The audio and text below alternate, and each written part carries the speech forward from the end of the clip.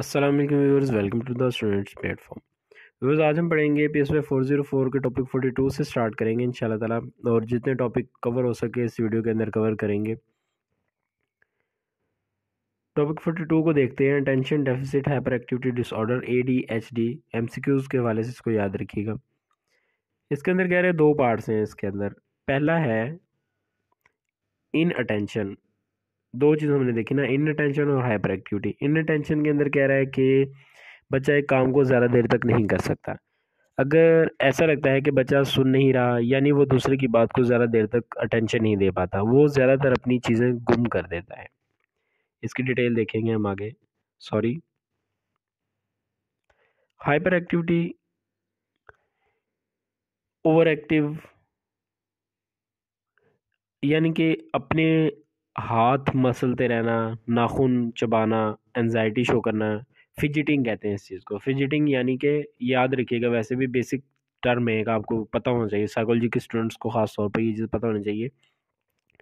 Fidgeting क्या है कि अपने हाथ मसलते रहना, नाखून चबाना, एनजाइटी शो करना। इस तरह के बच्चे को नए माहौल में एडजस्ट होने में मसला होता है। वो किसी चीज़ का इंतज़ार नहीं कर सकता, लाइन में लगना उसके लिए मुश्किल होता है। डायग्नोस्टिक क्राइटेरिया यहाँ पर आ जाएंगे। डायग्नोस्टिक क्राइटेरिया के अंदर टॉपिक 43 में भी यही कंटिन्यू है, डायग्नोस्टिक क्राइटेरिया ही, कि बच्चा केयरलेस होगा, लिखते हुए लफ्ज़ मिस करेगा। उसके अलावा टॉपिक 43 में कह रहा है कि, अच्छा पहले ये जो है ना, नंबर 1 के इन अटेंशन के डायग्नोस्टिक क्राइटेरियाज है। इन अटेंशन के अंदर क्या क्या मसाइल होते हैं बच्चे को। दो चीज़ें पढ़ी ना, इन अटेंशन और हाइपर एक्टिविटी। हम अभी इन अटेंशन को देख रहे हैं। केयरलेस होगा बच्चा, लिखते हुए लफ्ज़ छोड़ देगा, मिस करेगा, काम में जल्दी करेगा, यानी पूरी तरह अटेंशन नहीं दे पाएगा किसी भी काम को। किसी एक काम में मुसलसल तवज्जो देना मुश्किल होगी। अगर कोई बंदा इससे बात करेगा तो इसे ऐसा लगेगा कि बच्चा इसकी बात तवज्जो से नहीं सुन रहा। आगे कह रहा है कि काम में इसके मुतालिक इंस्ट्रक्शंस को सही तरह फॉलो नहीं कर पाएगा, चीज़ों को स्किप करेगा। किसी चीज़ को ऑर्गेनाइज करते करते हैं, किसी चीज़ को सेटिंग करते हुए, ऑर्गेनाइज करते हुए उसे दुश्वारी होगी। किसी भी कह रहा है कि किसी भी काम में जिसमें ज़्यादा जहन का इस्तेमाल होता है, इसे समझने में मुश्किल होगी, वो इरिटेशन फील करेगा। अपनी चीज़ें, पेंसिल, बुक्स वगैरह अक्सर गुम कर देगा, करता है इस तरह का बच्चा। एक काम करता है तो इसे दूसरी तरफ अपनी तवज्जो ले जाएगा, काम करते हुए उस काम को छोड़ देगा, स्किप कर देगा, तवज्जो हटा लेगा उस काम से। रोज़मर्रा की चीज़ों को अक्सर भूलता होगा। अगर ये सब चीज़ें इंडिविजुअल में मौजूद हैं तो उसे ADHD बीमारी जो उसके अंदर मौजूद है।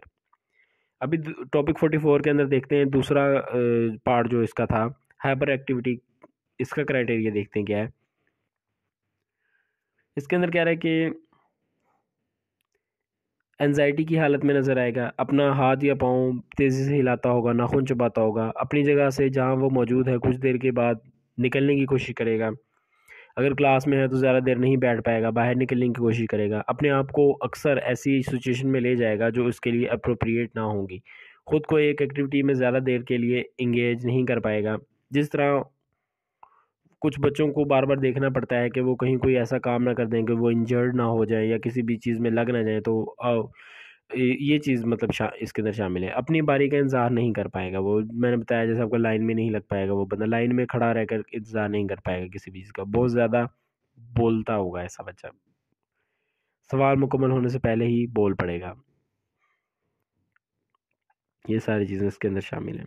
टॉपिक 45 के अंदर कह रहा है कि डायग्नोस्टिक क्राइटेरिया के अंदर बी में कह रहा है कि अगर ये तमाम सिम्टम्स जो पहले दो टॉपिक्स में हमने बयान पढ़ी हैं, 43 और 44 में, 12 साल की एज से पहले होंगी तो इन्हें हम ADHD का नाम देंगे। अगले पॉइंट्स करने की ज़रूरत नहीं है हमें, सेम वही बात बता रहा है जो मैंने आपको पहले बताई। कॉमन पॉइंट्स हैं जो कि या हेड इंजरी की वजह से तो नहीं है ये, या फिर हेरिडिटरी विरासत की तरफ से मुंतकिल तो नहीं हुआ इसके पेरेंट्स की वजह से, ये चीज़ें बता रहा है। वी नीड टू स्पेसिफाई, इसको स्पेसिफाई करने की ज़रूरत है।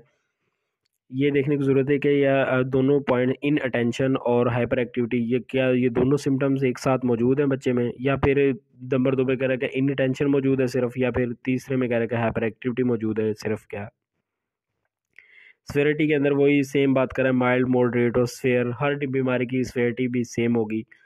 यही चीज़ें बार बार डिस्कस करेगा। माइल्ड के अंदर कुछ सिम्टम्स हैं और उसको जल्दी रिकवर किया जा सकता है। मॉडरेट के अंदर थोड़े से ज़्यादा सिम्टम्स हैं और सीवियर के अंदर बहुत ज़्यादा सिम्टम्स पाए जाते हैं।